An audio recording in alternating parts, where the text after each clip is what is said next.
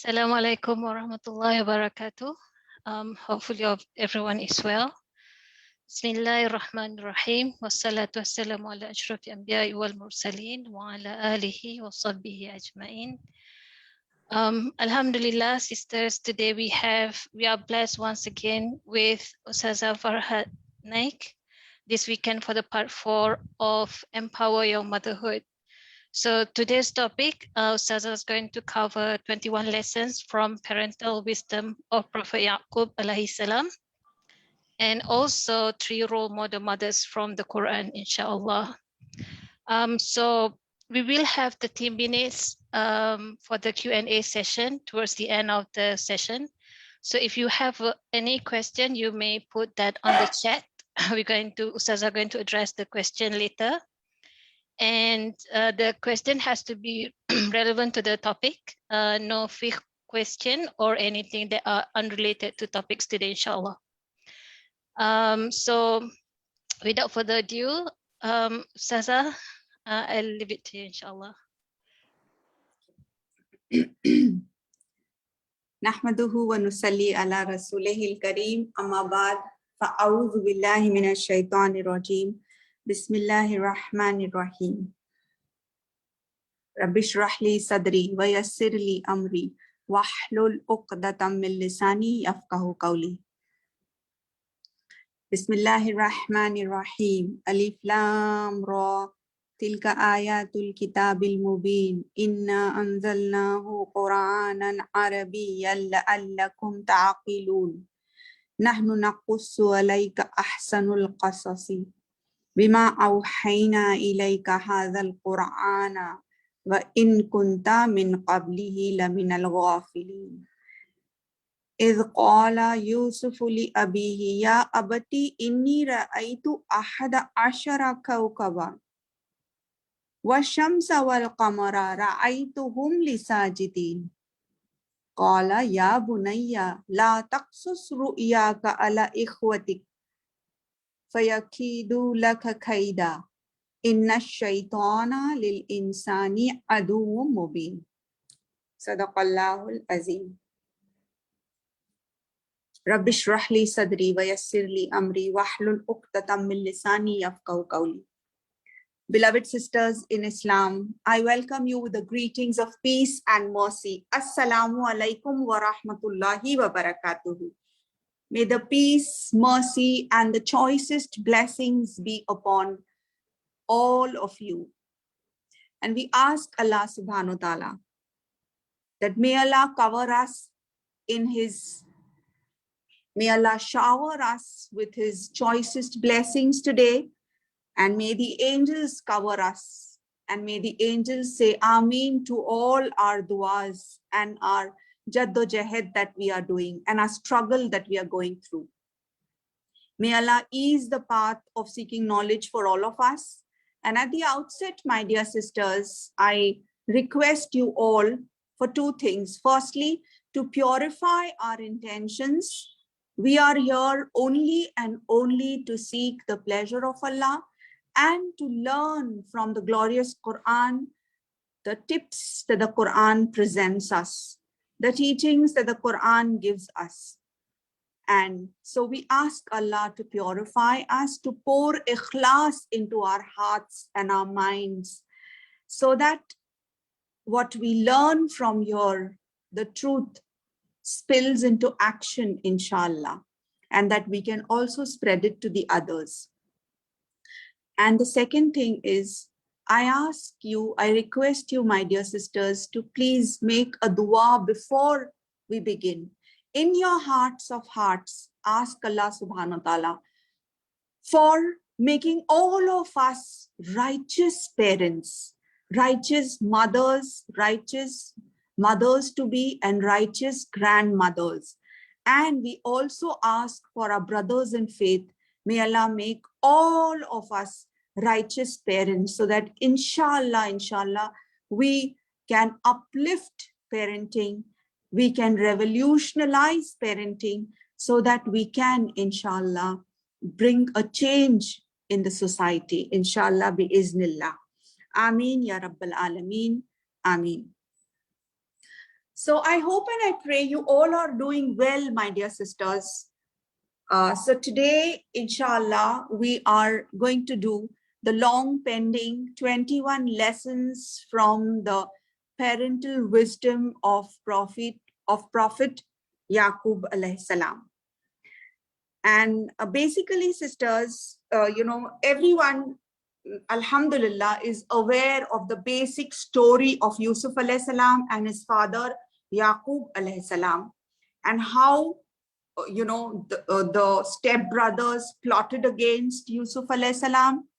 He had 11 brothers who were the half brothers, and how they all plotted against him because of jealousy. I won't be going into the details of the story today, but I will just touch upon it as and when required, because our aim today is to accomplish and to learn and to derive lessons from his teachings, how he dealt with his children, how Yaqub alayhi salam dealt with his children, and specifically Yusuf alayhi salam. Now, why especially Yaqub alayhi salam? Why, when we are learning about parenting, about fatherhood, and of course parenting in general, why have we chosen Yaqub alayhi salam? Sisters, in the last episode that we did on empowering our motherhood, we discussed the different parenting styles, as well as the best and the worst couple, father-son relationships. The best father, best son. Worst father, worst son, and vice versa. And then we had the combo, which is Yaqub alayhi salam with combo sons, that is a combination of good as well as evil charactered children. We did all that. But why have we chosen specially Yaqub alayhi salam?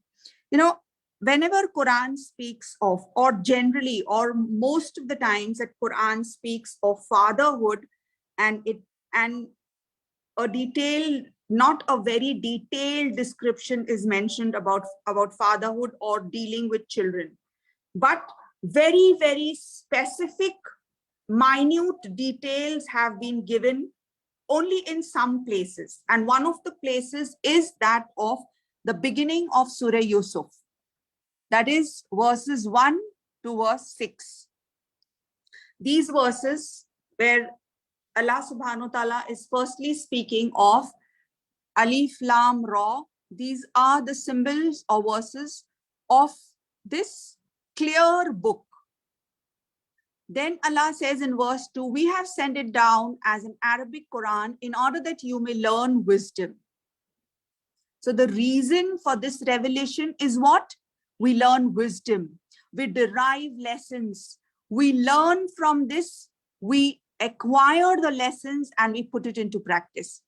Verse number 3, Allah says, we do relate to you the most beautiful of stories, in which we reveal to you this portion of the Quran. Before this, you too were amongst those who did not know, those who were not aware of it.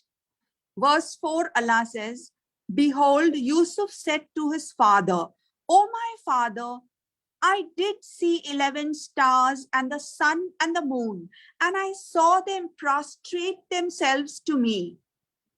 Verse 5, said the father, my dear little son, relate not your vision to your brothers, lest they concoct a plot against you. For Shaitan is to man an avowed enemy, a clear enemy. Verse 6, thus will your Lord choose you and teach you the interpretation of stories and events, and perfect his favor to you and to the posterity of Yaqub. even as he perfected it to your father Ibrahim and Ishaq before time. For your Lord is full of knowledge and wisdom. So that is as far as the verses 1 to 6 is concerned. Now, subhanallah, Quran does not go into the detailed description of either the birth of Yusuf alayhi salam or other minute details. No, but whatever details the Quran presents to us as far as the dealing of Yaqub alayhi salam with his son Yusuf alayhi salam is concerned, they are very, very specific details. And Mufassirin and scholars have derived benefits from these details.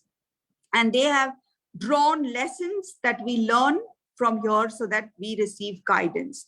Very selectively picked details. Unlike in the Bible, there are many other details of the stories. But Quran is a book of signs. We know that, right, my dear sisters? Quran is a book of counsel. Quran is a book of huda. It's a book of guidance. It's a book of mu'ajiza.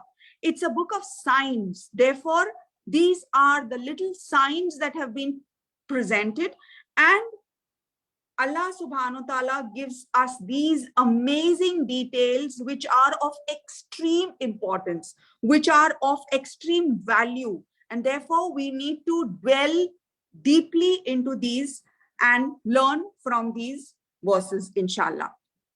So we move on to the very first lesson that we derive from the relationship of Yaqub alayhi salam and Yusuf alayhi salam.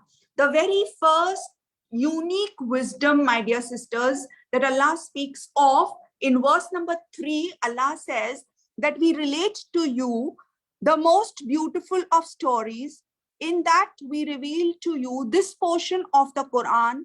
Before this, you too were amongst those who knew it not. So it's referring to whom, my dear sisters? This is told to the Prophet sallallahu alaihi wasallam. Allah himself is saying here that this matter is new to our beloved Prophet sallallahu alaihi wasallam, which makes it very clear that it's absolutely new to all of us also. And that makes the whole message so unique. Although people were aware of the story of Yusuf alayhi salam and Yaqub alayhi salam even at the time of the Prophet, because it was already revealed earlier also. But Allah Ta'ala is specifically telling here, before starting details, Allah is telling Prophet Muhammad sallallahu alaihi wasallam that these details were not known to you. Okay, so Allah is granting us, Allah is gifting us the wisdom of from the story of Yusuf alayhi salam and Yaqub alayhi salam, and specifically in these 5 verses, in these 6 verses, Allah is gifting the treasures of parenting. And we ask Allah to open our hearts and minds and to help us to absorb and to gain the best from here, so that we can put it into practice and take parenting to another level, inshallah, so that we can win over our children, inshallah.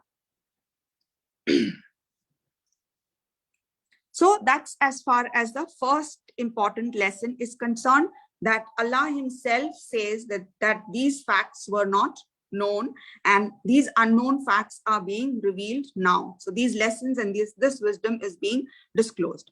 Point number 2 is, the way in which Yaqub alayhi salam deals with Yusuf alayhi salam. The way Yusuf alayhi salam comes to the father and in a very loving way, he says, he narrates to him the dream. Is qala Yusufu li abihi ya abati inni ra'aytu ahada ashara kawkaban washamsa wal qamara ra'aytuhum li sajidin. What is it over here?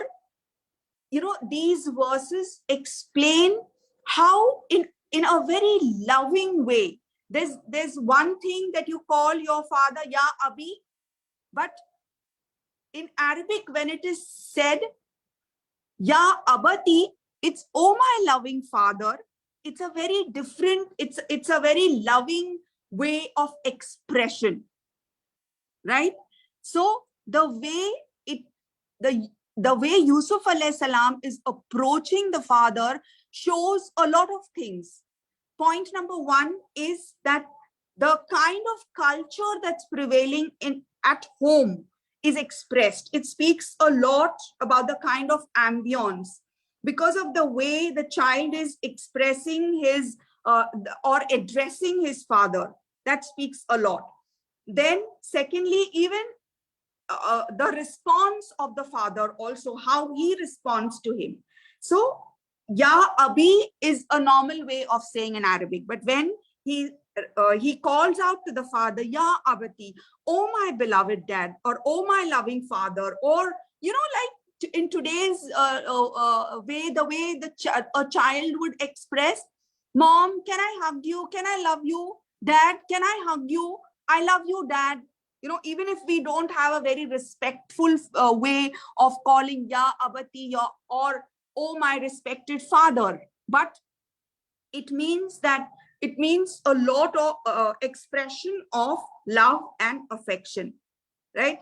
So the first thing we learn from our prophets is building the culture, not just that of having love around in the family at home, not just a loving culture, but more importantly, expressing love, right? And more importantly, as far as the fathers are concerned, they need to express love. Usually what happens is that, there's a kind of strict disciplinary rule as far as homes are concerned, and the fathers hardly see the children at times, even though even sometimes, even if they happen to see the children, it's like, dad is very busy or Abba is very busy, so you can't disturb him. He comes tired from work, so you cannot make noise, or you cannot talk to him. So it's like it's a very, very strictly controlled environment at home, and children don't understand unless and until we do not express love to them. Usually mothers are, they are the epitome of love, and they are where all the emotions are concerned, but we need to do this as far as our fathers is concerned. So building the culture of expressing love and affection is very, very important. Many times whenever we ask little children, or there are so many others who come up and who tell, when we ask that, do you think your father loves you? Do you think mom loves you? Oftentimes it happens that children say that, no, I don't think so. Dad loves me. Dad is very strict. But yes, don't tell that to my dad. So it's such a sorry state of affairs, And my dear sisters, if we do not give them that kind of love and affection, that is a need. They're going to find it elsewhere. And when they find it outside, it's so very dangerous.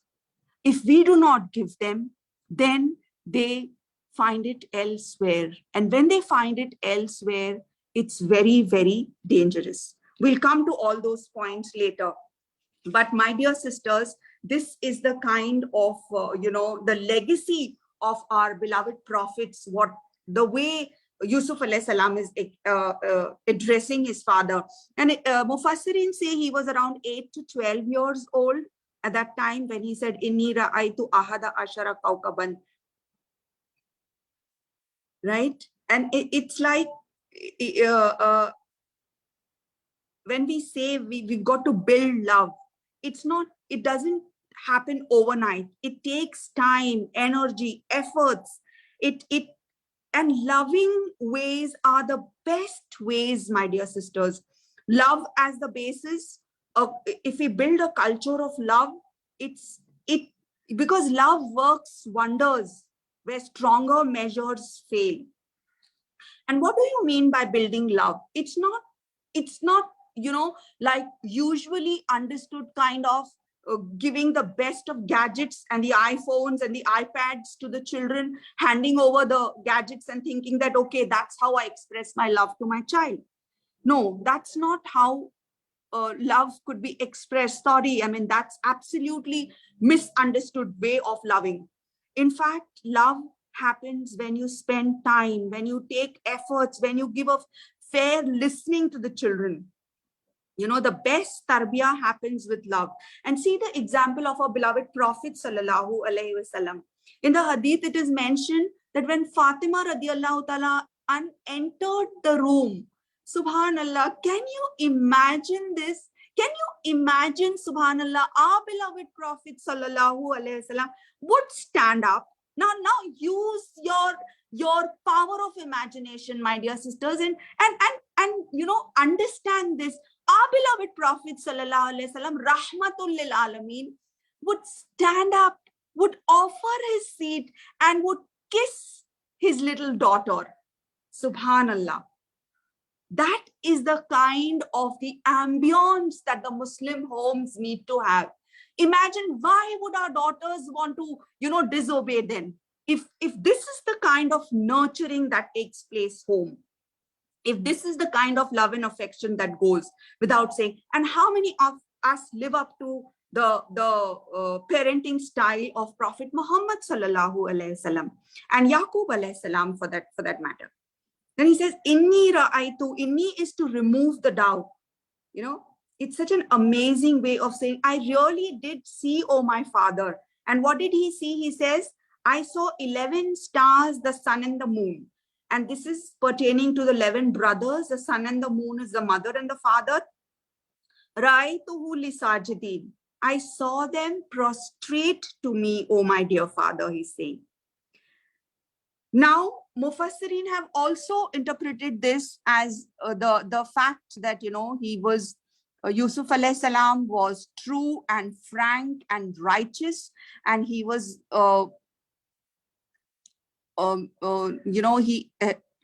his father obviously loved him so dearly. His half brothers or the step brothers were jealous of him and hated him. His destiny was prefigured through this vision, through this dream. He was exalted in rank above his 11 brothers, that is the stars, and his father and the mother, that is the sun and the moon. But as the subsequent story goes on, Yusuf alayhi salam later on, when the dream really comes to life, and he really happens to be, he really takes over all of them, at that point of time, Yusuf alayhi salam does not take revenge.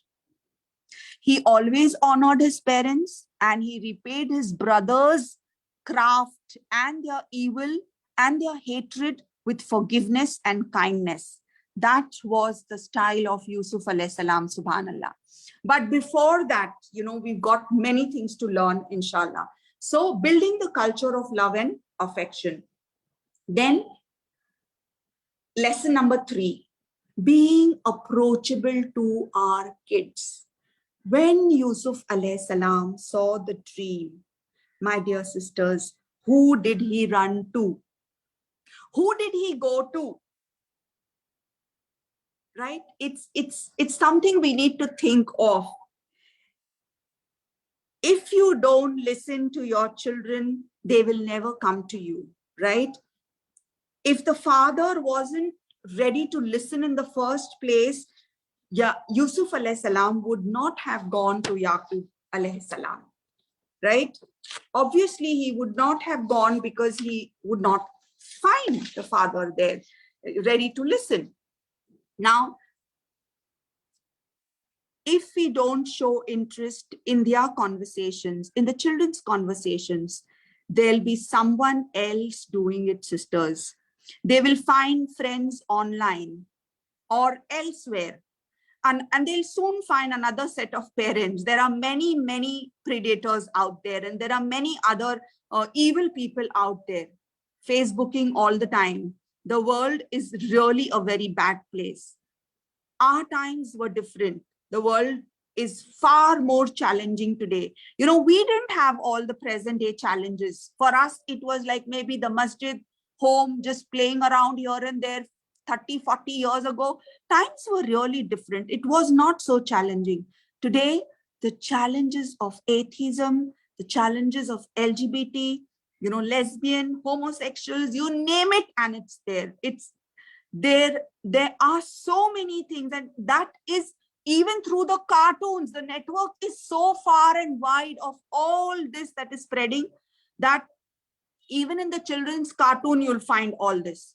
So we need to have a very strong bond of love, care, and affection with our children to come back to us and to speak to us.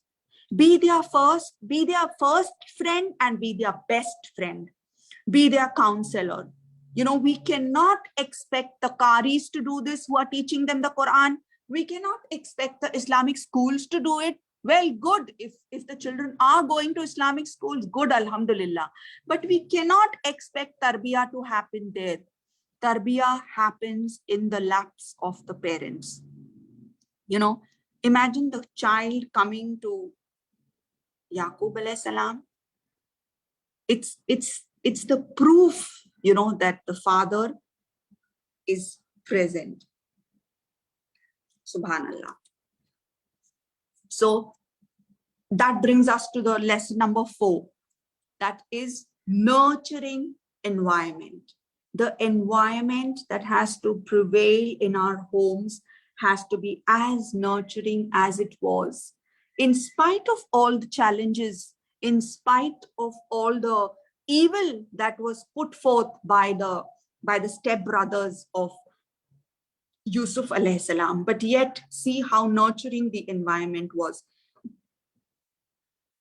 Now, if we think to ourselves, how many times do the children come to us with their games or whatever, you know, for the little child, when the child loses a part of the game or something, you know, if the child does a very good drawing, the child is trying to show it to us. And at that point of time, if we don't have time to see and to appreciate, even though it could be just just a few marks here and there and a few sketches here and there, or if it's the Lego, you know, and if a part of the Lego is lost, or if it's the Hot Wheels, and if a part of that is lost, that means the whole world to the child, you know. And if our reaction is not really noteworthy, not really caring, the child may not come back to us the next time. You know, imagine if Yaqub alayhi salam would have just said, oh yeah, everybody has dreams. It's okay. Go talk to your mom about the dream. Or you can talk to your brothers about the dream. How would he feel? Right? And oftentimes children come up with stories and dreams. And how do we react to that? Is it that we tell them, oh, okay, it's fine, you know, we all have dreams every day, it's okay, now go to bed, it's time, you've got to go to school tomorrow morning, right? So what is my response? How do we respond as parents, as mothers and fathers? The environment has to be nurturing. The environment has to be caring and loving, because that is something which will go a long way in helping the children. Because, my dear sisters, interacting with the child as if they are the most sensible children will make them really sensible. Interacting with the children as if they are the intelligent, as if they are the most kindest, smartest, wisest, and the most caring, beautiful beings on earth, for that's what they will believe and that's what they will become, inshallah. Right? So it's very important that we give them time. And mind you, sisters, is a very important thing, you know, the choice is ours. As far as spending time is concerned, the choice is ours. Either we spend time meeting children's emotional needs by filling their cup with love, or we spend time dealing with their behaviors caused from their unmet needs. And I repeat that. Either we spend time meeting children's emotional needs by filling their cup with love and affection, or we spend time dealing with their behaviors caused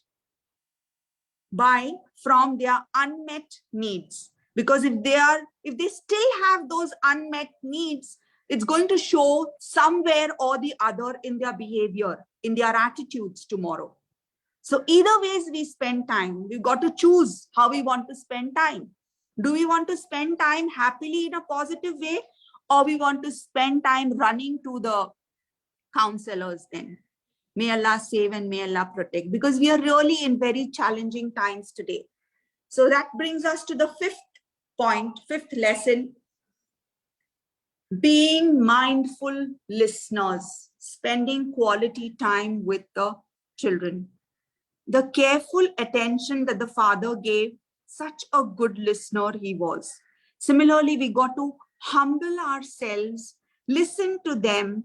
Spending quality time with them is really very important, sisters, because, we are in such a rat race, and hardly we see, especially the fathers, meet the children. Why? Because before the children get up, either the fathers are out, or they are, or even if in some families they're all having the breakfast together, it's just 5 or 10 minutes and it's a mad rush because everybody's got to go to school. The children rush to school. The father has to rush to the job or the business. Busy for what? Busy making money. Of course, to give the children a better life. We understand that. But what happens in the long run? If we do not give time to them, what happens in the long run is you lose the child. It's so ironical. And there are examples of millionaires, who want to give millions to get their children back. Literally millions to get their children back. And there are almost every time these cases come up, to Dr. Zakir. There was a recent father who was speaking of the child becoming an atheist. And he wanted, Dr. Zakir to talk to him. Of course, the question of talking is there. One can talk, but nobody can substitute the father. Nobody can substitute the mother. The time when the child most needs the parents, that's the time when the parents are busy making money. And so what if you make money? So what if you've given them a better, you've given them better lifestyle, better brands, better car, a better villa? But at the end of the day, it's so ironical if we happen to lose our children. Allah save us and Allah protect us. So it's so important to give time to children and to talk to them, communicate with them, give them a fair hearing, listen to them. If we are their friends, they will be our friends too. Just pause for a while, my dear sisters. See how the present day fathers are as compared to what Yaqub alayhi salam was and how he spoke of the dream. We see further in the next verses, how beautifully he understands the emotions behind Yusuf alayhi salam's dream and how he reciprocates love. It's very easy for the present day parents to be a haram police. This is haram and that is haram and this is not right and that is not right. But that's going to lead us to nowhere. And we move on to the next lesson. And that is finding the genius of your child. If we are good listeners, if we are mindful listeners, only and only then we will be able to find genius in the child. Each child is gifted, my dear sisters. Only if we engage in the conversations, we will be able to discover. Like here, see, Yusuf alayhi salam is speaking about the dream. He's not just speaking about the dream. he has also interpreted the dream. He is also figured out the meaning of the dream. He's saying the sun and the moon are the mother and the father, and the 11 stars are the 11 brothers, subhanallah. Now, how do we know that? Because Yaqub alayhi salam is giving him a fair hearing. We come to know the genius of the children only if we pay attention to what they're speaking, what they're saying. You know, our kids have so many gifts. Some of them are very artistic. Some of them are so logical. Some of them have got, you know, they've got brilliant memories. Some of them have a flair for languages. Some of them have a natural inclination for, you know, for mechanics or for engineering for that matter. We come to know so much by listening to them about their emotional quotient, about their intelligence quotient, about their spiritual quotient, about their social quotient. But that's only if we give them a listening rather than instruction upon instruction upon instruction.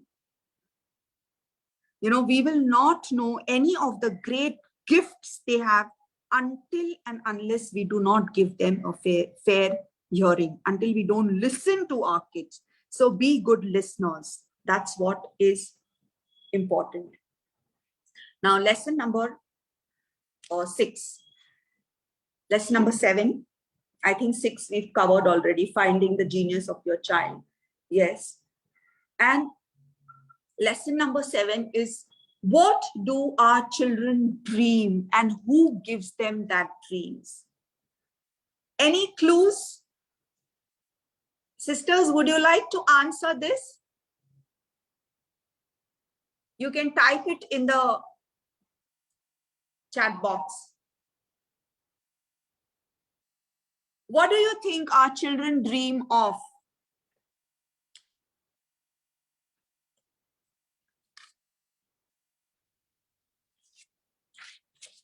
What? Okay, being like parents.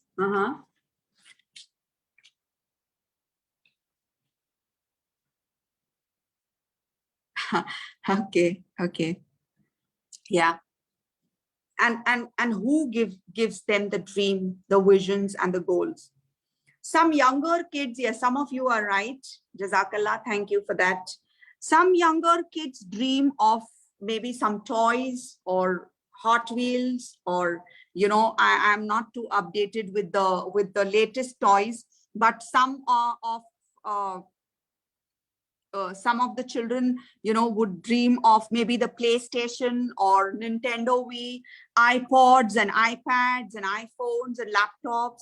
Or maybe a little older kids would, young boys would dream of maybe the new racing car or the racing game or the PlayStation.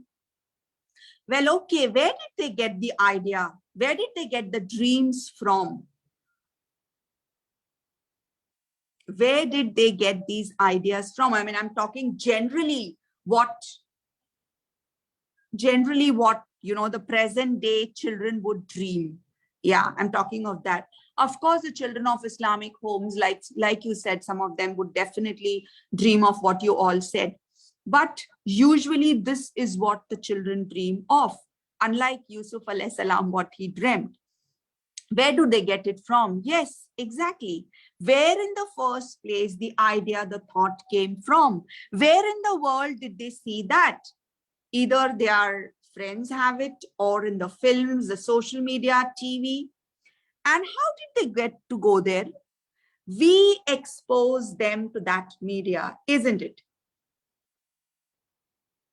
Where day in and day out, they are fed to, constantly injected to believe that they should have it. They don't get wahi, they don't get ilham. They are constantly bombarded with, they are fed to buy what? The desire is literally changed to need.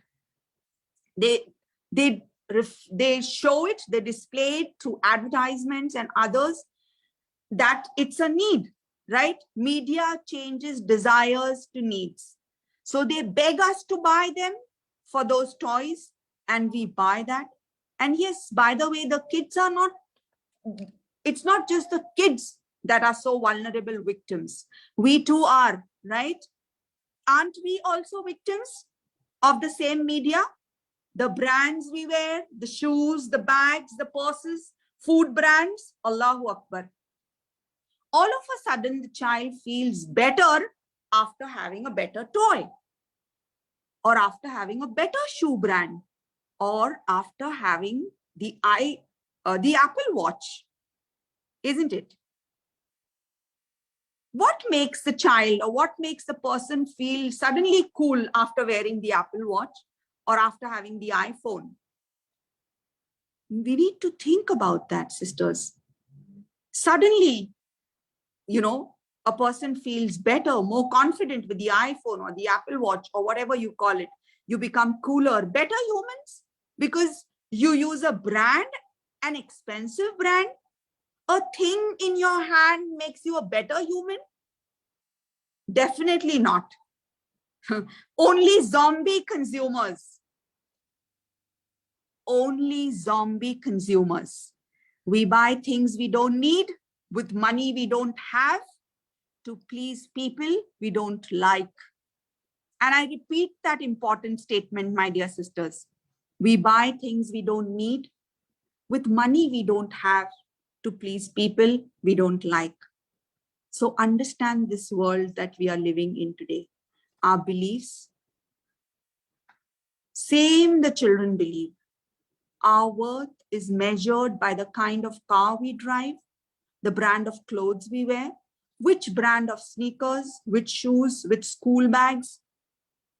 That's how one's worth is measured. Well, that's how success is also measured, ironically, right? So we are talking about the dreams. Let's come back to the dreams. And who gave them these dreams? Let us take one example from the history of Islam. Example of Imam Malik's mom. Imam Malik's mom. Imam Malik, as a young child, he wanted to be a singer. Maybe he was impressed by the singers of that time. Maybe singers had a very high profile kind of a name, fame and all that. So he was influenced by that and he wanted to be a singer. What did his mother do? She changed his entire projectile. What she did is, as he started growing, she explained to him that singers have a very short life because the time that they are popular is a very short time period. And she explained to him the difference between singers and Islamic scholars. And she took him to Islamic scholars, the local scholars of her times. Not just that, she bought him the dress, the kind of dress that the scholars would wear, the turban the scholars would wear. And she made him, she dressed him up like that. And she became his student, asking him questions and asking him to learn and to answer. Soon he developed the liking towards becoming a person of knowledge. My dear sisters, it is Imam Malik's mom that changed Malik to Imam Malik. Help the children with big dreams. My dear sisters, when we bow down in sujood, the little 3-year-old child also bows down, not knowing why the little baby is doing that. But so indefinitely, the child just follows what the parents do. Actions speak louder than words. Kids hear what we do. Yes. And we have the great example of the dream of Sheikh Adil Kalbani's mom, how she changed him. He was such a naughty, such a child who was so mischievous and would bring her to tears. And she kept telling him whenever she would get angry, she would choose to respond very judiciously with a dua. And she would pray to Allah subhanahu wa ta'ala instead of just reacting without thinking, she chose to respond to his anger, his tantrums, whatever he threw. She always made a dua. And see how judiciously she selected the dua. She said, "Oh Allah, make my child the Imam of Haramain." And subhanallah, this child from the deserts of Africa is picked up one day, and today he is the Imam of, he led the, he usually leads the Taraweeh Salah in Ramadan in Medina. Subhanallah, a living example. And he himself said this, angry mom's dua made me an Imam. You can check it up, Sheikh Adil Khalbani. Subhanallah. So think of what kind of dreams I can give to my child. Think of what kind of vision I can give to my child, and what kind of legacy the child will then lead. May Allah help us for that.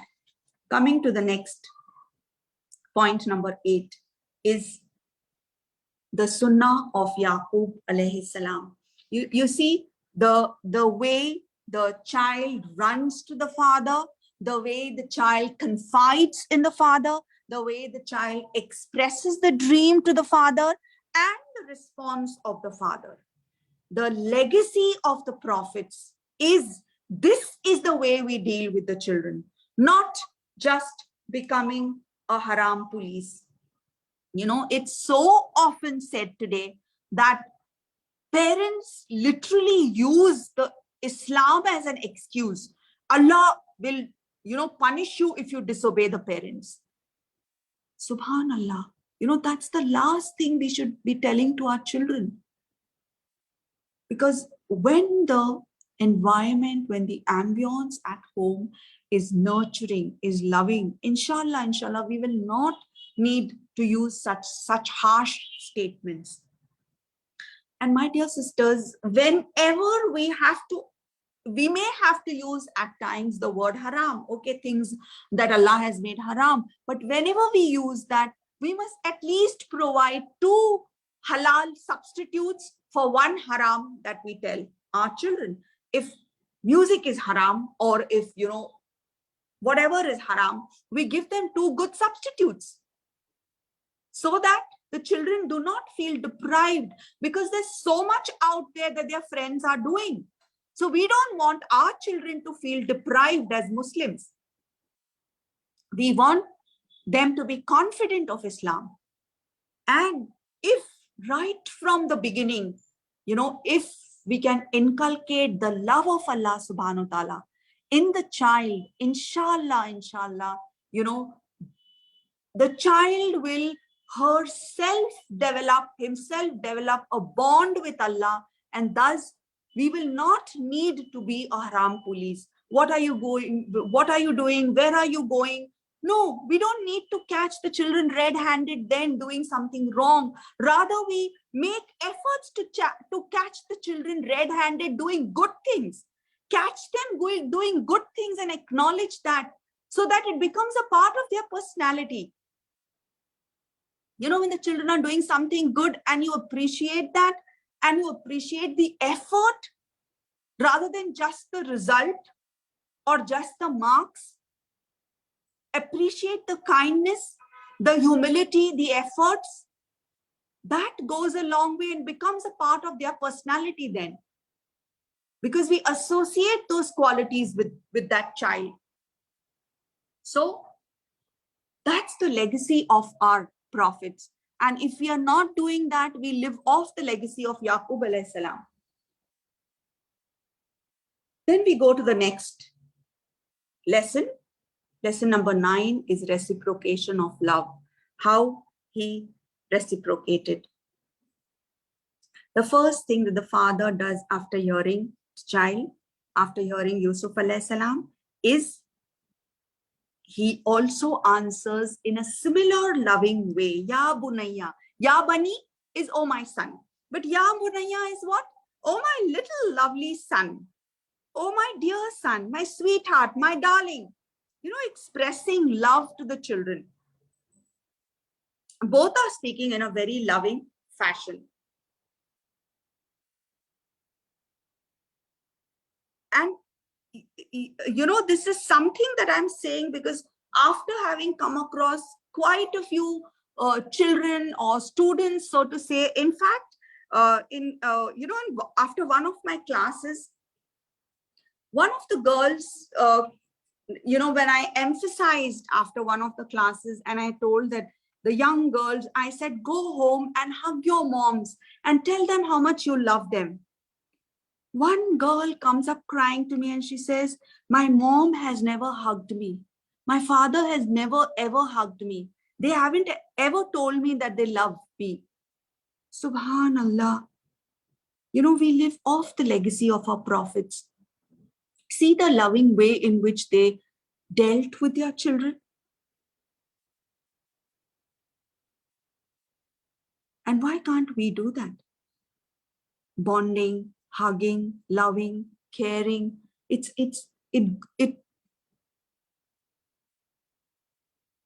is something which builds confidence in the children. It makes them feel secure. Subhanallah. So that is something we learn from Prophet Yaqub alayhi salam, where he said, Ya bunayya, la taqsus ru'yaka ala ikhwatik. He is explaining to him clear-cut instructions and conversation and concrete conversations. That brings us to the next point number 10.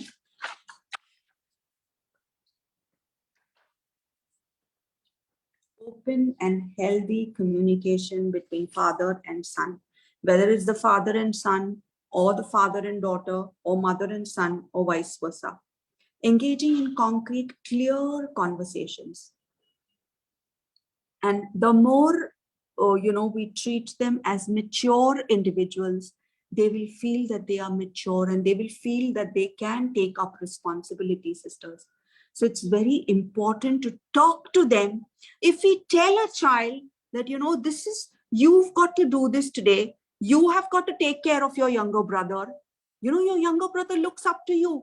I'm sure the elder sibling will take care. But if we keep on nagging and telling, don't do this to your younger brother, don't do that, your younger brother will get hurt, don't do this, don't touch him here, don't touch him there. We are creating sibling rivalry.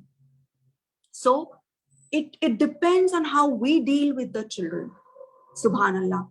And here, see, it's so clearly Yaqub alayhi salam tells Qala ya bunayya la taqsus ru'yaka ala ikhwatik in verse number 5. Here, sometimes it may be required to be very crystal clear about the relationships. Yaqub alayhi salam understands the implications. It could be very much possible that this little child out of excitement could go and speak about the dream to the brothers.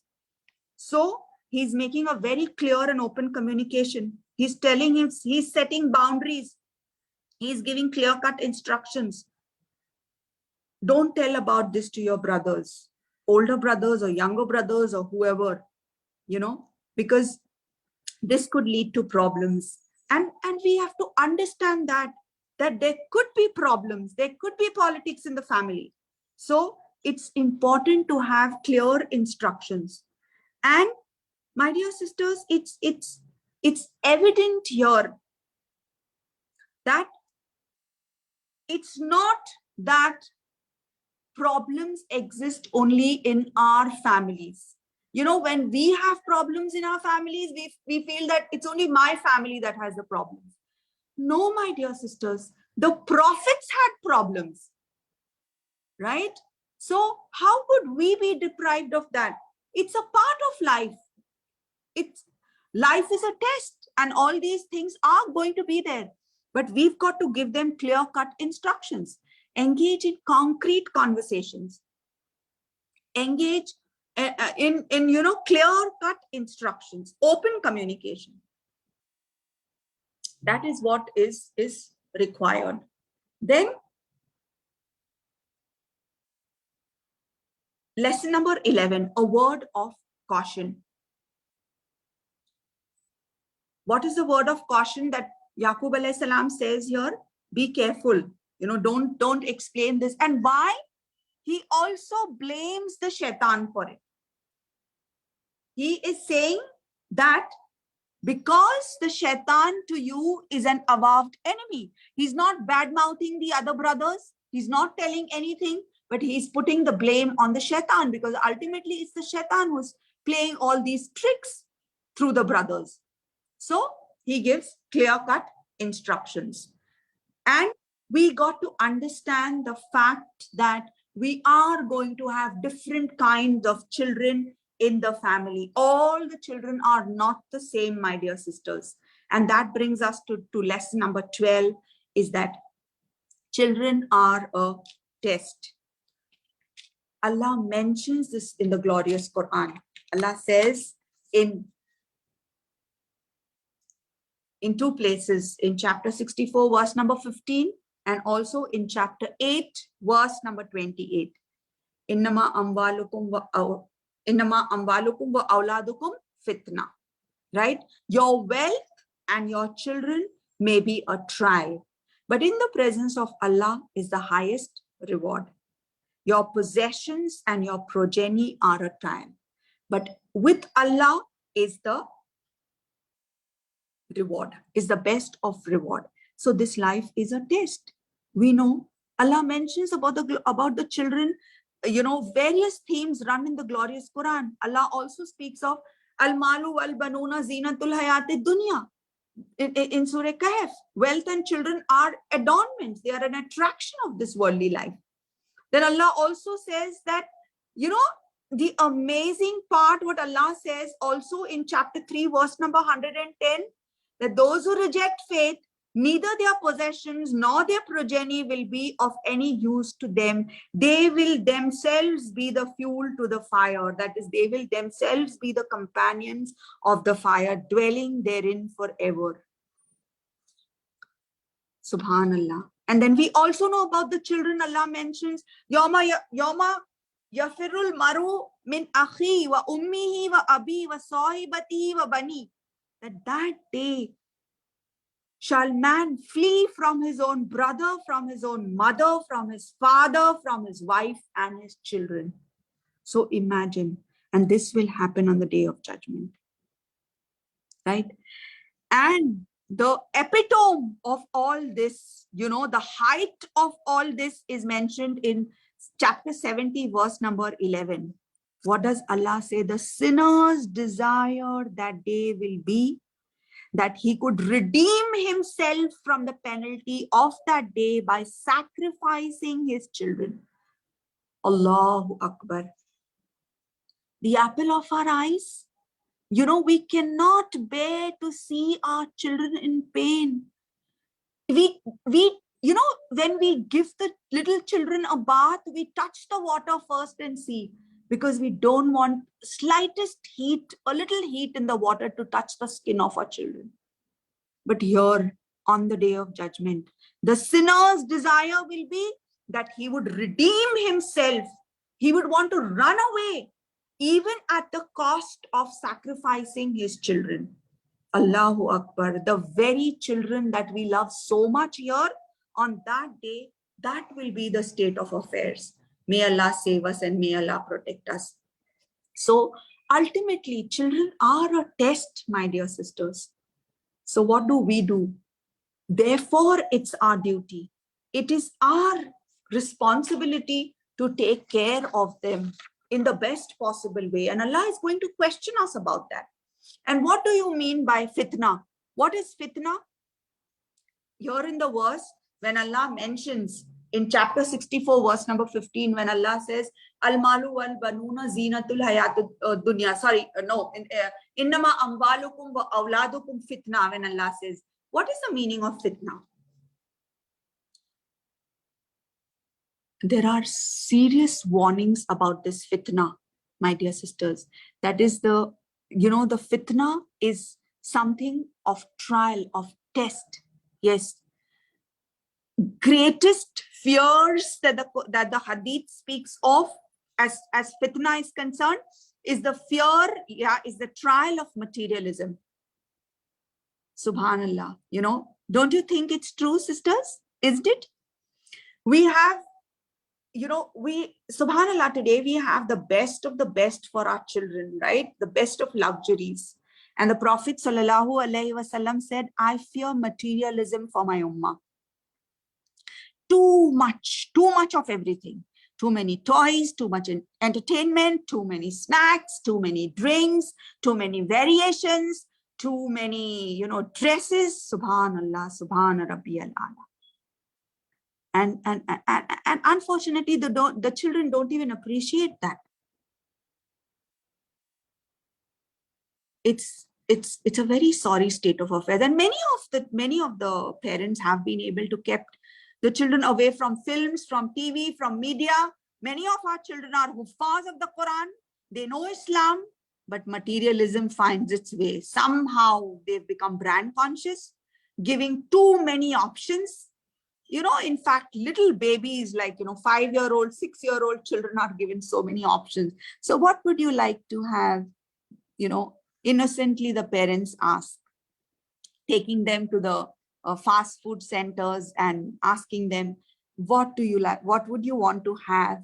And then when the children tomorrow crave for the same thing, we say they're throwing tantrums. So who has done that in the first place? We are here with a purpose, my dear sisters. Definitely not just to eat, enjoy, and be merry. We are here with a purpose. We got to pass on the responsibility, the mission, and the purpose to the next generation. It's our mission. If we haven't done that, we will have to bear the brunt, both here and in the hereafter. One major problem, my dear sisters, with materialistic things is people make it a goal. It's nice. It's not bad to have a good car, a good phone, or clothes, or whatever. But the problem is, it is these things that become the goal. It is these things that make a person happy. That is problematic. And when a person is constantly thinking about that, feeding that to the kid as well. Because if that is what runs in your mind, the new phone has come now, the new iPhone has come, or the new car has come. And if that is added to your dream list, it means what? That is also added to their dream list. There's nothing wrong in having all that, but we got to use them for higher goals. The attitude is important, my dear sisters. Means to an end, to reach the destination, al-akhirah. So because what is with Allah is khairu wa abqa. What is with Allah is everlasting and the best. So do not be deluded by the materialistic things. Use these niyama to reach the higher goals for akhirah. Use these to build the akhirah. Use these for Allah, to reach Allah, inshallah.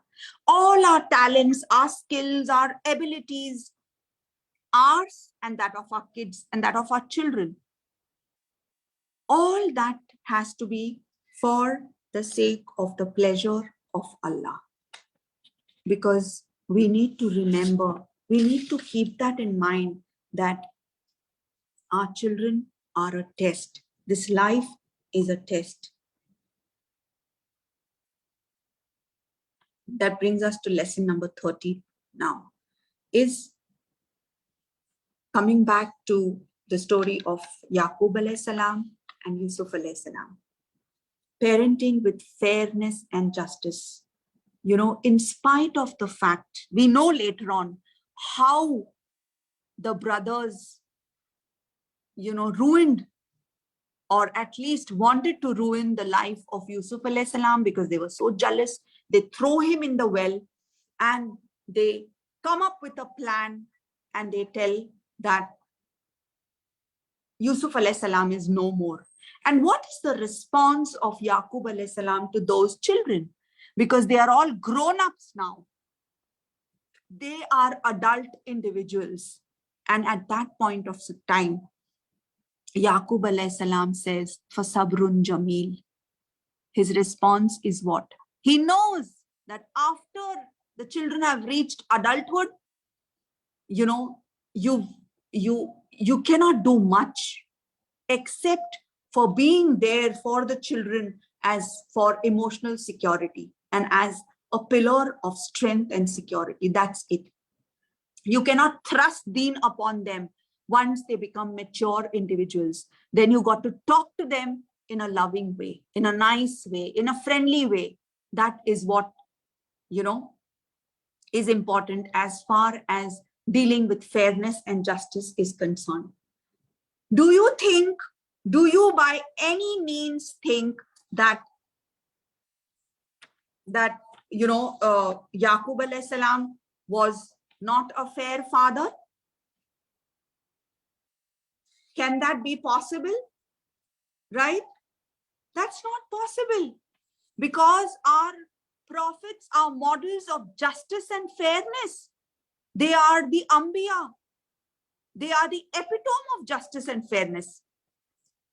If Yusuf alayhi salam was trained, he would have definitely trained the other sons also, right? But it's not that all of a sudden that, that at the time of Yusuf alayhi salam, he started becoming a very good father. Earlier, he wasn't a good father. No, by no means was it so. But it goes without saying that this is a test, and Hidayah is not in the hands of the parents. Some of us are given all of Islam. Some of the homes are gifted, subhanallah. Some are so desperate, moms and dad. Some have done so much, gone out of the way for good education, good environment, but yet the children don't pray and they storm out of the house, disrespecting the parents. So that's not just your problem and my problem. It's the problem of the prophets. He had troubled sons too. Yaqub alayhi salam had troubled sons. We are humans. We don't own Hidayah. That is in the hands of Allah subhanahu wa ta'ala. And this makes it so clear. All children are not alike. We are going to have ups and downs. We have to do our job. We don't even own our kids for that matter. They are an amana from Allah subhanahu wa ta'ala. And that brings us to the next point. Children are an amana from Allah subhanahu wa ta'ala. And Allah is going to ask us about them. Allah is going to ask us about them. They are entrusted to us by Allah. Each one of you is a shepherd. The Prophet ﷺ said in one of the hadith, each one of you is a guardian, responsible for his flock. Each one of you is going to be asked about this amana. We have a responsibility.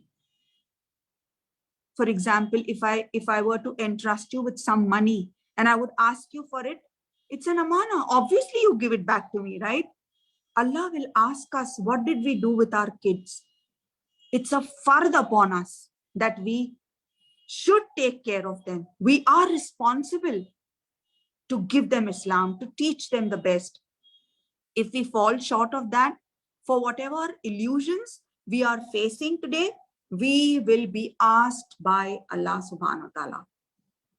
Every one of you is a guardian, the Prophet ﷺ said, and every one of you is responsible for his charges. A man is a guardian and is responsible for his family. A woman is a guardian and she is responsible for the children and the household. And this is mentioned in both Muslim as well as Bukhari. And she is responsible for them. Subhanallah. So it's so important. And that brings us to the lesson number 15. Hidayah is only in the hands of Allah. We do not own Hidayah.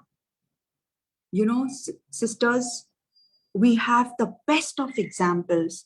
Ibrahim alayhi salam had a wicked father. It's faith is not always impacted by environment. We have no control over hidayah. It's in the hands of Allah subhanahu wa ta'ala. We have responsibility of our kids, of our children. They are a source of sadqa jariyah for us, or they could become a source of azab jariyah for us. May Allah save us.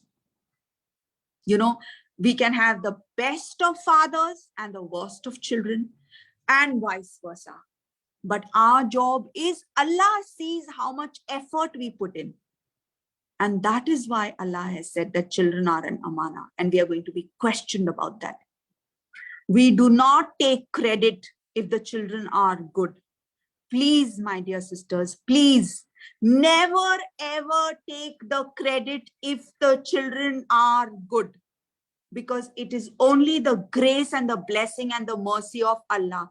And for those parents who are overconfident when their children are good and Islamic, remember, any gift can be snatched away at any point of time if we deal with the gift arrogantly. If we are proud, if we boast, it can be snatched away by Allah subhanahu wa ta'ala. And we have seen, subhanallah, how, you know, how the tables turn over. May Allah save and may Allah protect us. Do not look down upon those struggling parents who are struggling day in and day out to bring their children on the right path. You and I cannot be better than Nuh alayhi salam and Lut alayhi salam. Hidayah is not owned by us. We can struggle, we can strive. And by the by, if we are gifted with children who are on the right path, we've got to be thankful day in and day out. And we've got to help all those parents struggling to bring up their children. We've got to help them, give them a helping hand, and help them by all means, you know, so that inshallah, this ummah has many more righteous role models and think tanks, inshallah. We have to understand this, that hidayah is only and only in the hands of Allah. Yes, what is in our hands is the powerful weapon of dua. We have the powerful weapon of the Quran. We have the powerful teachings of the Quran. We have the powerful stories which can be a source of inspiration and motivation. We teach our children, we infuse them with the bedtime stories from the glorious Quran. That if we lack, we will be responsible and we will pay a very high price in this dunya as well as akhirah if we lack there. So we've got to do that. That is our responsibility. That is something which we need to own. And that brings us to the lesson number 16. Protecting our kids from bad influence. See, Yaqub alayhi salam, how did he say? Immediately he said, he provided protection. La taqsus ru'yaka ala ikhwatik. Why? Why do not tell about your vision to your brothers? Fayakidu laka kaida inna shaytana lil insani aduwwum mubin. He's also telling, he's not blaming anyone, he's not blaming the other children, he's not bad-mouthing them. He is blaming the shaitan, right? He is giving protection. He is taking care of the bad influence. And believe me, my dear sisters, there are bad influences in the family. It could happen anytime, and it's there. You know, many a times it happens whenever the children, we think the children are very safe in and around, you know, maybe functions and gatherings we go, or we go to extended families. Is everyone safe? Are all our children safe there? Always safe there? No, we can't say so. We need to keep them with us. We need to keep them alongside with us. And some of the worst and the most horrible things happen because of the carelessness of the parents. That also in extended families. So it's of extreme importance to be careful. It is of great importance to teach our children to be careful, especially there are different types of abuse that takes place, especially if there are some, and it's nothing new to know, even amongst relatives, the uncles and the aunts and so many other people. May Allah save and protect our children. Some of them have committed such wrong things happening: physical abuse, verbal abuse, other types of abuse, and that little children cannot express. Sometimes they cannot say, and sometimes sadly said so, that even when the child comes and complains about the aunt or the uncle, unfortunately the parents themselves don't believe and just shoo the child away. Allahu Akbar. We need to educate ourselves about the different kinds of abuse that take place. We need to educate ourselves and educate the children, age appropriate education, how to protect them from the bad influence. I'm not just talking about bad friends. I'm not just talking about, and it's nothing new today. I won't be, it's not surprising even to speak of incest for that matter. Allah save and Allah protect. And there are so many emails that come, Auzu Billah, such cases happening within the family, leave alone going outside. So it's so important to take care of the children and to educate them, age appropriate education, how they got to take care of themselves. And this is the parents. If not the parents, who's going to do this?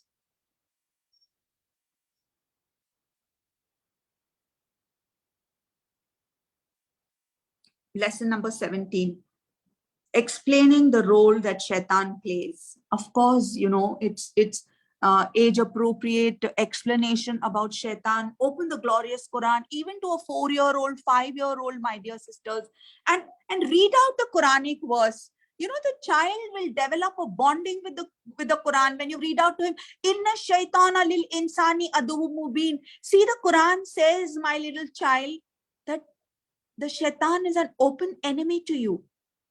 And then explain with a few examples to him how the shaitan, inculcates and whispers and makes you feel jealous.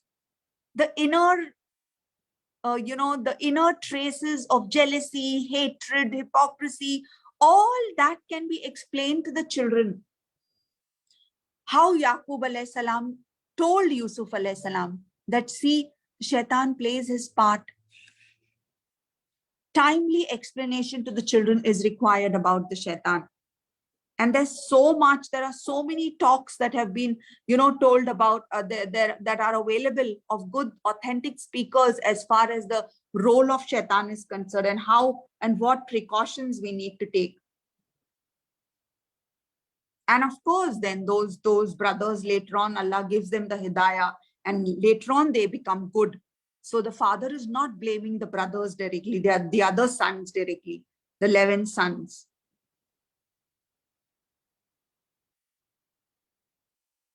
Point number 18, validation and acceptance. How Yaqub alayhi salam validates, subhanallah,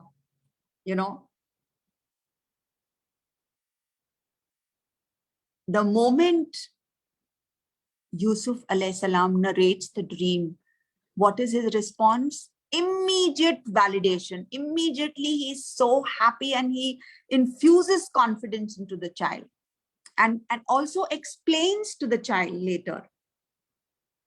That validation is something so important, my dear sisters, because if the children feel acknowledged, they feel confident, and they'll come back to you for that then.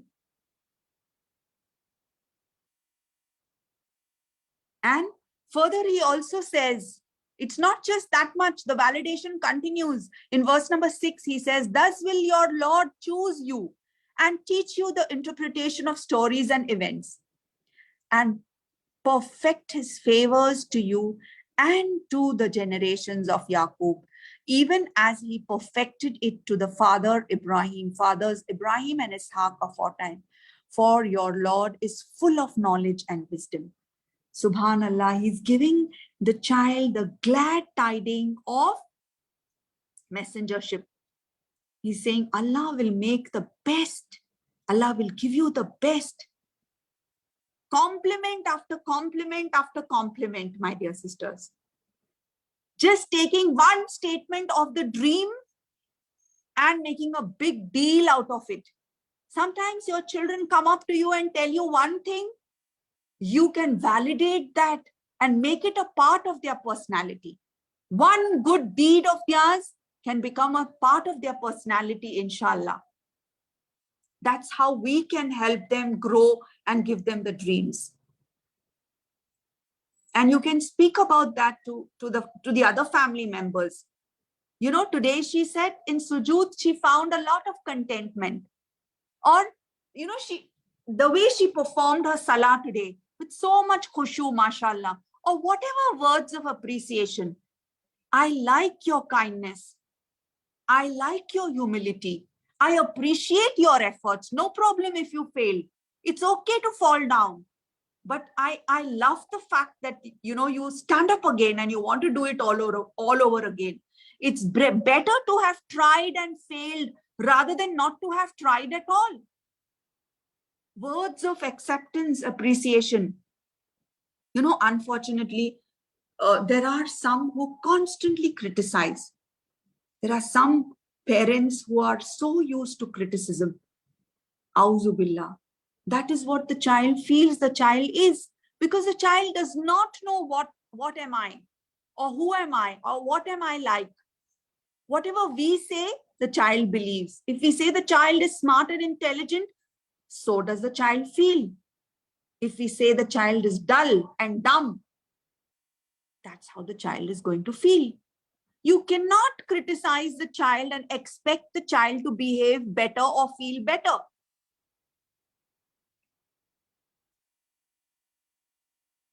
So validation, acceptance.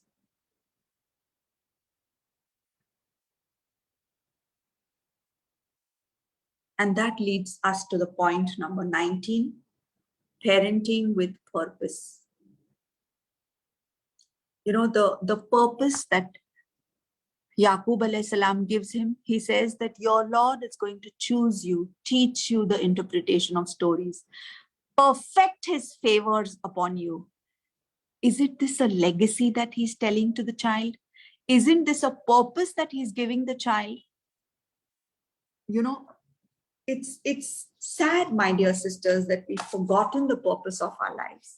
And as parents, if we forget the purpose of our lives, how can we ever inculcate that in our children? How can we ever expect our children to lead a life of purpose? Our purpose in this world is ubudiyah, is to worship Allah, is to please Allah.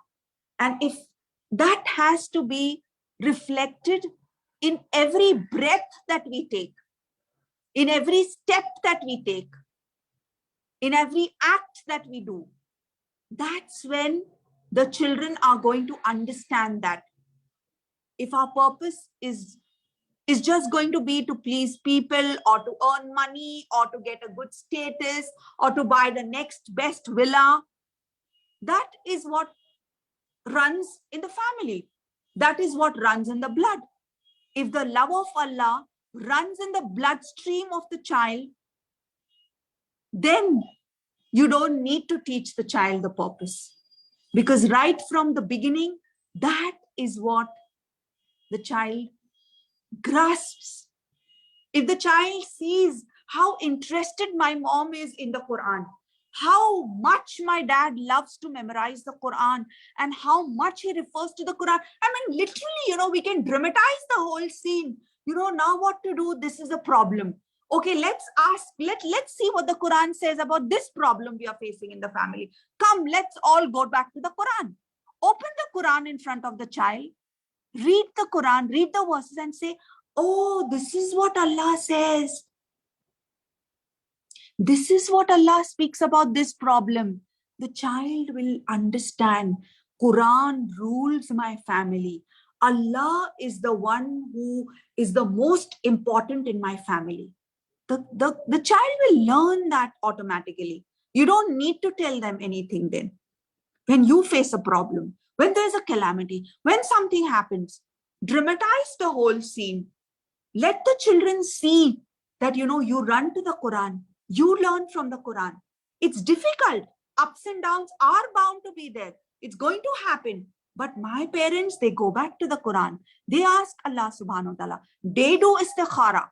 They go back to sujood. They cry in sujood. This is what, if the children witness, inshallah, that is what is going to run into their system. So we've got to give them that purpose in a platter. For if we are living this life without any purpose, obviously, they too will have a similar purpose then. A purposeless life is a living death, rightly said. People without purpose perish. It's so important that we live a life of purpose, of mission, of vision. We all are here. Allah is testing us, and this life is not a permanent place. There are going to be ups and downs.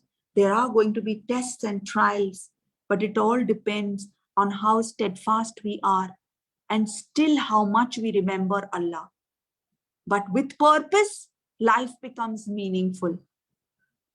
Purpose brings passion and perseverance to life. It's like a huge magnet that keeps you drawing towards itself. It is purpose that makes you get up in the morning, even though it's cold and it's chilly and the bed is so warm and you don't want to get up. What is it that you still get up and stand up for salah with and perform your wudu? It's the purpose. It's to please Allah. So my dear sisters, we need to give that purpose to our children. For if they are not given that purpose, then who's to blame? May Allah make us of those who can give them that purpose in the best possible way. And one of the best ways is, to infuse our kids with confidence like that of Yaqub alayhi salam. How much confidence he gave to Yusuf alayhi salam. How much confidence in verse number 6. He says that you're going to be the chosen one. You're going to be the one who's going to be interpreting the dreams. You are going to be a leader. You are going to be a messenger. Allah is going to love you. You are going to be like that of your father, Ibrahim and Ishaq. Subhanallah. One dream, and how much the father speaks of. Imagine, my dear sisters, that's the age, the young age. You write what you want in the minds of the children. You write the dreams that you want them to be, inshallah. And with the du'as of the parents, isn't the dua of the father accepted? Isn't the dua of the mother accepted? Why not? If we put in our efforts, inshallah, if we infuse that kind of confidence in the children, it is that kind of confidence that Yusuf alayhi salam later on says, Inni hafizun alim. In verse number 55, we give them that kind of inspiration, motivation. You're so special. You are going to do it. You are great. You are going to get this dream done. You are going to carry the legacy.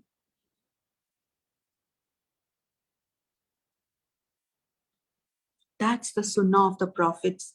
Take little things and make a big deal out of it.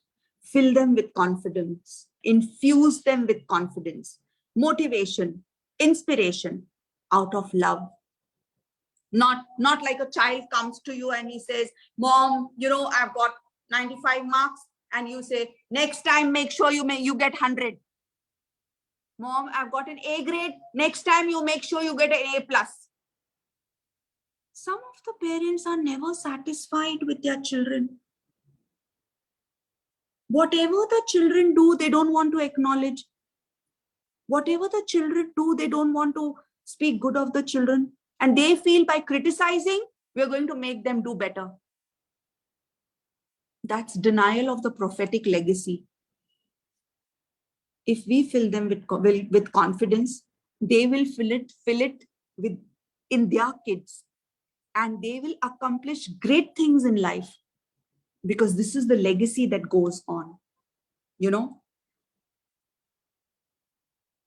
imagine Yusuf alayhi salam telling that I need to be the treasurer. Now fast forward, after all that happens, he's come out of the jail after the interpretation and all that. Straight out of the jail, when he comes out, and when the king says to him, he's out of the jail, he says, with all the stalwarts that are present over there, they may have had the best of treasurers, the best of people out there, the best of professionals may have been there, whatever that time had. But here is the confident Yusuf alayhi salam. You know what he says?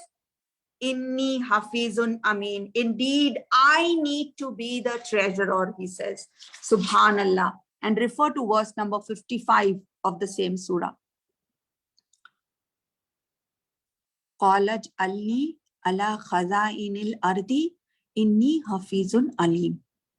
Yusuf said, set me over the storehouses of the land.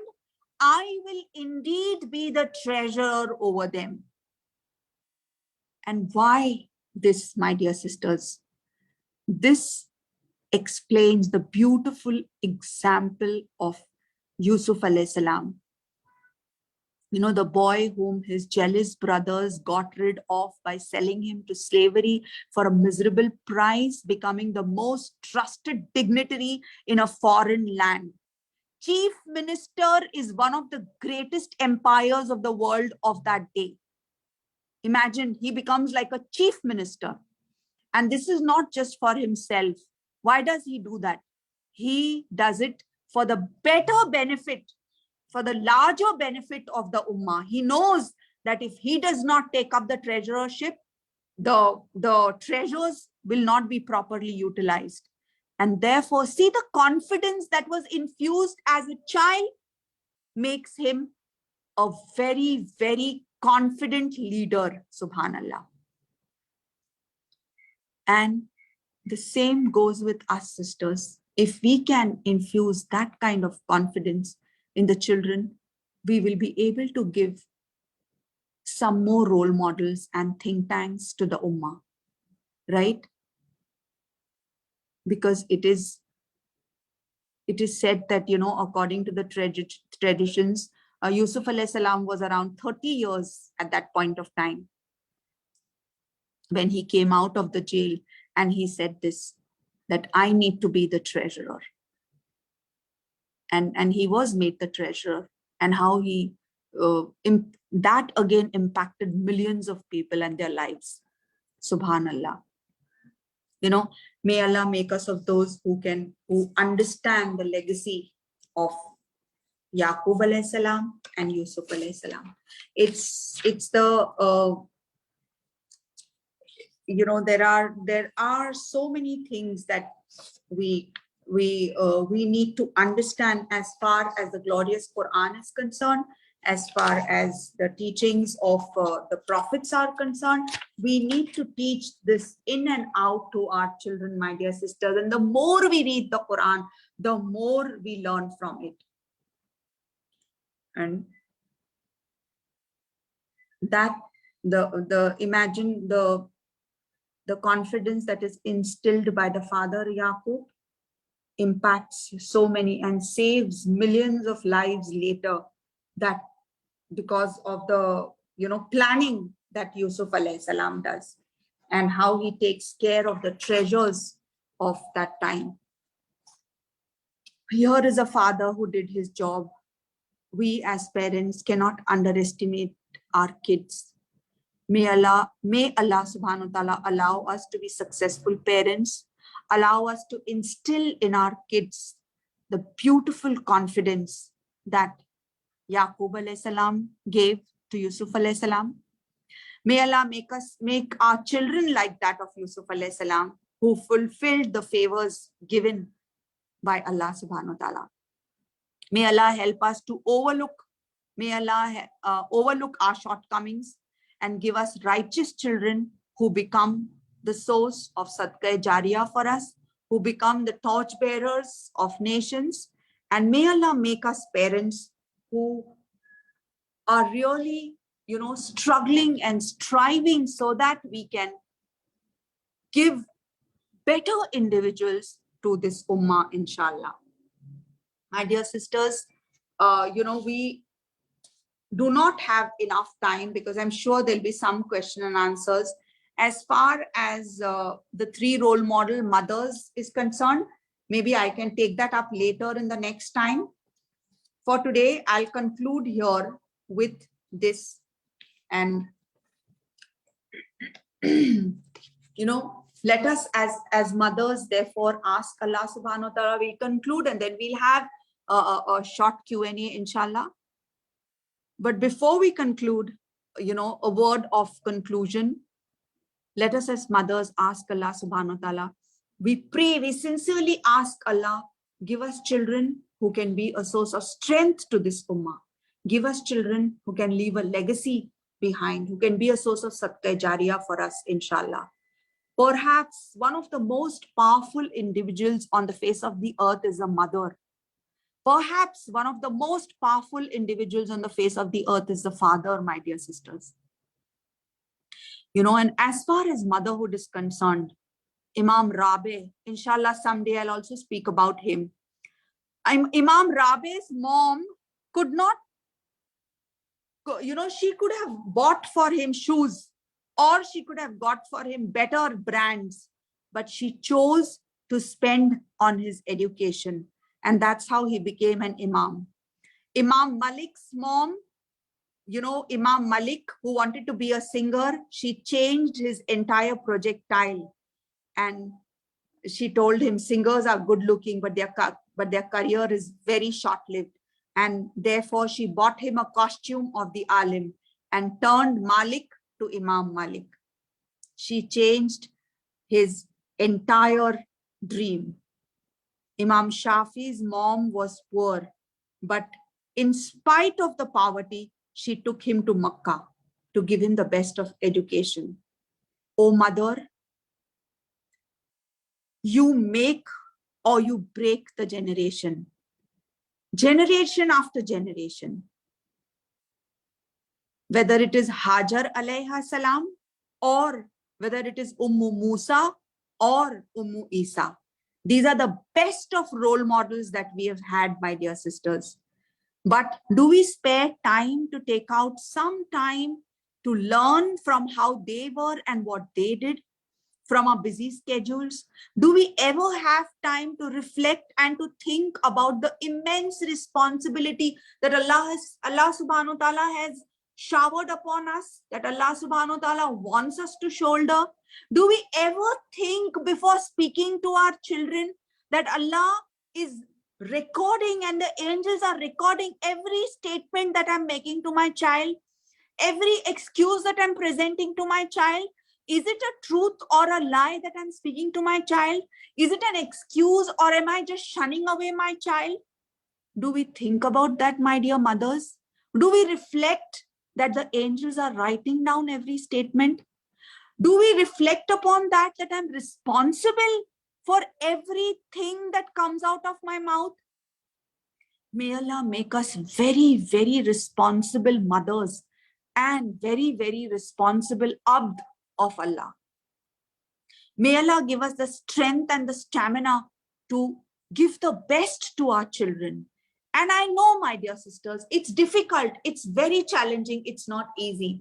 But remember, my dear sisters, we have the equipment of dua. We have the weapon of dua. We have the tahajjud.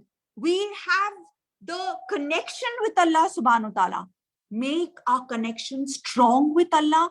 The more we invest in our children, the better lives we will have in this world as well as the hereafter. The more we neglect our children, the more we run behind the dunya and the luxuries of this dunya, the more our children are going to be neglected, and the more they will suffer. And if they suffer, we are going to suffer in this world, not just in this world, but also in the hereafter, because it is either sawab-e jariya, sadqa-e jariya, or azab-e jariya.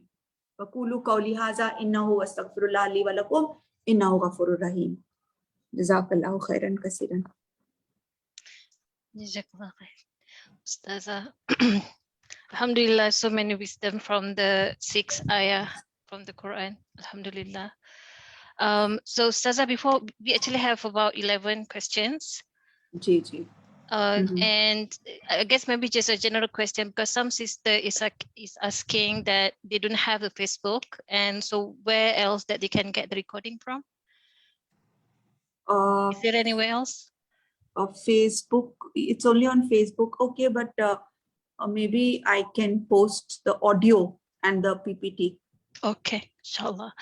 And also there is sister that said all the 3 new groups has full. Is it going to be any new group created? Yes. Okay, I can share I'll pass it on to you, sister. You can share the link. Okay. I can share the link in the group, inshallah. Okay, inshallah. Okay, so Saza, you ready for the question? Ji, inshallah. Okay. And so the first question is she asking, so she is a student of the MBBS. My question is, how can I impress my parents? Sorry, what's her question? How she can impress her parents? Impress her parents about? I guess in general. Okay, you mean to say how can she introduce them to Islam and talk to them about Islam? That is what she means. If that is what she means, is that you know, if you do not have Islam at home, and if your parents have not grown as much in Islam, what you can do is you can basically start from the study of the Quran at home. You being a medical doctor, my dear sister, you know, give them a copy of the Quran to read from and say, this is from Allah. This is the revelation which Allah has sent down to us like a guide for mankind. And it has a solution to our problems. It is a constitution for the ummah, for the believers. You know, it is a solace to the suffering. It's a hope to those in despair. It's a guidance for the heedless. So, you know, the best thing to do is you sit down with them, read at least one section. And this goes for all. This goes for everyone. Like, you know, this is one thing. If we want to have an environment of peace, harmony, and, you know, sakina, drawing, barakah, falling down from the heavens, it's a very, very important thing to have a regular study of the glorious Quran with the family. Have your 3-year-old and your 90-year-old grandma sit together. All the entire family sits together. One person recites the few ayats, the other person reads the translation, one person reads the tafsir, or at least explains it, you know, in ways that everybody there can understand. Every day, imagine you read 5 to 10 verses each day or a section each day. In 2 to 3 years, inshallah, you will be able to know the entire message of the glorious Quran. Right? So I think that's a very good gift to spend time, whether it's your parents or your children. It's a very good way to invest in learning and understanding the Quran, because it's in a language we don't understand. Right? So when we read it, but we have to read it in Arabic also, and try to learn the best way to read it in Arabic also, because that's the language of the Quran. But along with that, we use the translation of our mother tongue. Whatever your mother tongue is, do the Quran study in that group study of the Quran in your mother tongue, so that it reaches the heart, inshallah. Hope that answers. There are other ways also how you can speak to them. You can send them the short YouTube videos of authentic speakers, so that they are introduced about Islam, so that they know about, practicing, inshallah. Okay. Jazakallah khair. Yeah. Second question is, can you please tell us how you lead your children to become da'i and daya, and how you inspire them to propagate Islam to become hafiz? Of course, Haza min fazli Rabbi, it is only the grace and the mercy of Allah subhanahu wa ta'ala that Allah has done it. See, I said that, we are nothing. We just try and we try and we make efforts. But some of the important things that I can share is one thing, again, the same thing, Quran study, group study of the Quran. As far as discipline is concerned, we were very, very, as parents, myself and Zakir were very, very particular not to give them, a free hand on internet and Wi-Fi. And that time it was quite possible also. It was only allowed under supervision, because to do the school projects, they did require. So we did give them, but it used to be only under supervision. There was no TV at home at that point of time. Those were the television days. Now the fitna is down in your own hands. It's in the palm of your hands now. Even the little children have the mobile phone. It's a very wrong decision to give the children the mobile phone. You should not give the children the mobile phone until and unless like really they need the phone. But it's unfortunate that because the classes were online, everything was on the phone. So that has, the past 2-3 years have been so saddening that, we had to compromise where discipline is concerned. But subhanallah, what we did is that we took a lot of care as far as not giving them the mobile, being very particular as far as their, Wi-Fi is concerned, the internet time, the screen time is concerned. Then, they went to the Islamic school, and of course, Islamic school had Hifz as a part of the school curriculum. And subhanallah, basically it was, one thing that I was very particular of is also not to leave the children alone by themselves. And bedtime stories was something that they also wanted to, they looked up to. And subhanallah, we as parents also enjoyed that. So I used to love to tell them the stories. Sometimes it brought me tears. I used to myself feel so emotional when I shared the stories of the Sahaba and the Sahabiyat. The children enjoyed, and they were so strongly connected to those, Sahaba and Sahabiyat, subhanallah. Sometimes very strong, nasheeds, which had strong words of inspiration. Although, because I knew some of the nasheeds that were in Urdu, and although the mother tongue that we shared was English, but because some of the nasheeds were in Urdu, I used to sing that to them when they would go to bed, and I would explain the meaning of those nasheeds to them. And that was like, I still feel so nostalgic when I hear those nasheed. So it's like, it was especially that of Allama Iqbal, who is an Islamic poet. So that was one of the things that I did. And it's all the grace and the mercy of Allah, and duas of my parents and Zakir's parents, duas. And we, of course, we also continuously make duas. That is something which we need to take care of. And today the times are even more challenging. Today it's even more, you need to give much more time to the children. But we strongly hope in Allah that Allah will never let us down, inshallah, and Allah will definitely help us. And the more we strive, the more Allah's help will descend down, inshallah. Okay. Next question is, So it regards to the point number 11 on the clear instruction. So if we guide with clear cut instruction, but the kids does not listen, what's next? Kids are kids, they will not listen, but we have to have plan B when they don't listen. And of course, rewards and punishments are there. It's very important to, set disciplinary rules where children are concerned. If the child has been told once that you're coming back at this time and you're getting such and such, never ever fool or never ever lie to the child. The child has to get that trust from you that if mommy has told me she's going to do it, she's going to do it. If father has said, he's given a word, his word means a word. He will never back out. Or if it so happens that you don't live up to the word, you need to apologize and say that this was the problem and that is why I couldn't come back on time or whatever.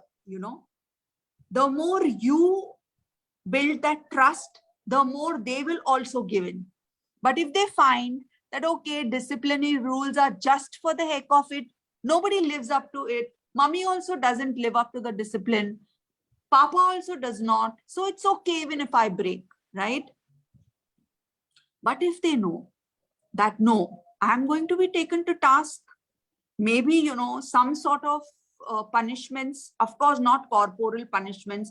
We never ever gave corporal punishments, no physical punishments, but the kind of punishments were like, maybe some depriving of some entertainment or depriving of some kind of fun-loving sport that they enjoyed or some kind of thing. There are so many ways in which you can set, there are charts that can be made for the younger age group, give them the stars. So if they do the thing, they get the stars. If they don't, they're deprived. And if they have so many stars, then you take them out or whatever. Rewards and punishments help a lot in disciplining children. And once they grow up, see, if they are already 20, 21, 22, 24, then you can't have the same rules. Then you become like, you have to just talk and you have to just be kind and nice and, just be loving to the child. That's not the time to introduce discipline. That's the time to maintain friendship. That's the time to do unconditional loving, because then, whatever it is, if we don't love the children at that point of time, then the outside world is very bad, and they'll just walk out then. If we don't give time to the children, if we are not ready to hear the little 5, 6, 7-year-olds, then when they become teenagers, we will want to, hear them, and they will not want to talk to us. So it's important to inculcate that. Hope it answers. And the next question, so we have a few more, quite a few questions more, but just time a check, we have about 7 minutes left. Yes, so I'm just going to jump to, I guess, the question that was asked the most.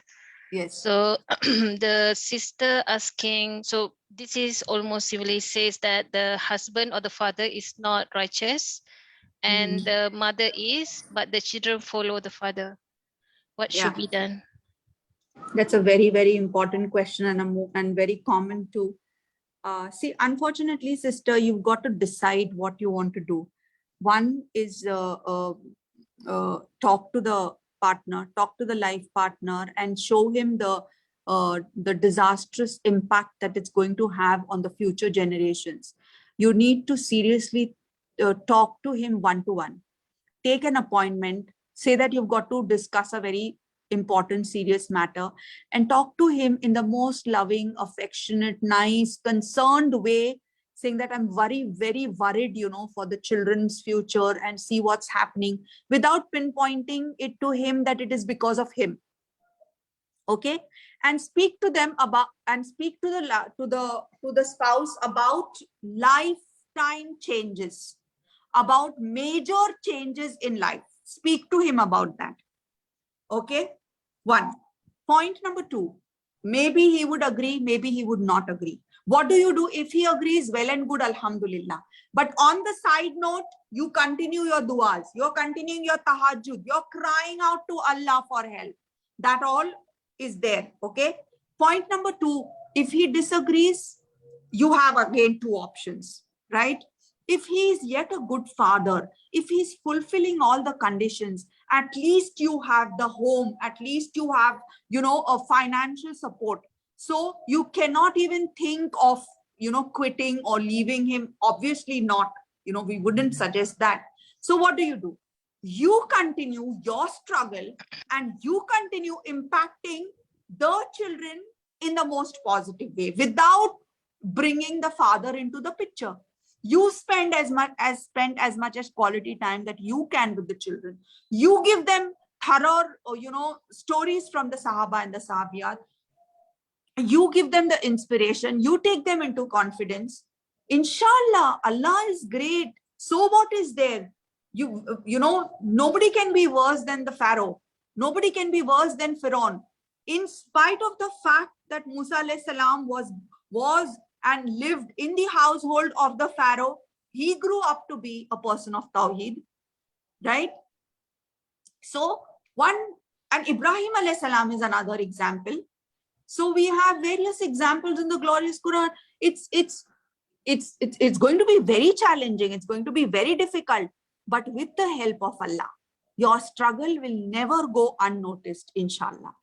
And soon, because of your good behavior, because seeing your struggle, maybe Allah will put mercy in the heart of your spouse. Maybe he also will change one day, inshallah. And be positive, inshallah, that hopefully he too will change. And you'll have to talk about it to your children. You'll have to say, they may ask you, Baba is not doing, father is not going for salah. You say, yes, inshallah, he too will go. Pray for him. Right? So there'll be a lot of confrontations, but with the du'as, with the help of Allah subhanahu wa ta'ala, inshallah, Allah will make it possible. Nothing is impossible, my dear sister. Be positive. Ask Allah for help. Every day we need to ask Allah for guidance, isn't it? How many times we stand up in salah and we recite, Ihdinas siratal mustaqim. What are we asking? Allah, guide me whether I should talk like this to my husband or like that to my husband. Whether I should tell yes to my son or no to my son. Ihdinas siratal mustaqim. Each time we read the Fatiha, we are asking Allah. So will Allah not guide us? We have to be mindful of what we are asking in salah. Inshallah, Allah will give us that. Allah will bestow us with that, inshallah. Be positive, my dear sister. I can understand it's so difficult for so many out there because there are not just spouses who don't care, who are, okay, not caring is one thing, but they are negative influence on the children. And poor one spouse keeps struggling. But if your struggle is done in the right manner, and if you keep asking Allah, things can change. Don't give up hope. Inshallah, it will change. Inshallah, you will be the winner. Inshallah, you will be victorious. Inshallah, Tawheed will prevail in your home, in your family. Inshallah, Allah will descend His mercy. Allah loves us so much. It's not possible that we keep asking, crying, and Allah will not listen to us. That cannot happen, my dear sister. We are with you. We pray for you. May Allah pour love and mercy in the hearts of all our spouses. May Allah bring the lost fathers to the right path. May Allah bestow His mercy upon us. Oh Allah, we are struggling, Allah, because we want to please you, oh my Lord. Help us, oh Allah. Guide us, oh Allah. Give us victory, oh Allah. Forgive us, oh Allah. Ameen, Ya Rabbal Alameen. Ameen, Ustazah. So I guess we don't have more time to take any more questions, right? Okay. Yes. So hopefully we will meet up, inshallah, the next time when we meet. We will do, if there are any other important questions, you can note that. And also we will do with the 4 role model mothers, 3 from the glorious Quran and 1 more from the history of Islam, inshallah. Okay, with that, Lots of love and much more duas to you all, my dear sisters. Allah bless you and protect you throughout. And Jazakallah, Sister Roshlina also. Assalamu alaikum wa rahmatullahi wa barakatuh. Walaikum assalam wa rahmatullah. Jazakallah Ustaza. May Allah reward you abundantly for sharing the knowledge with us. Thank you everyone for all the sisters for joining. Take care. See you next time, inshallah. Assalamu alaikum wa rahmatullahi wa barakatuh.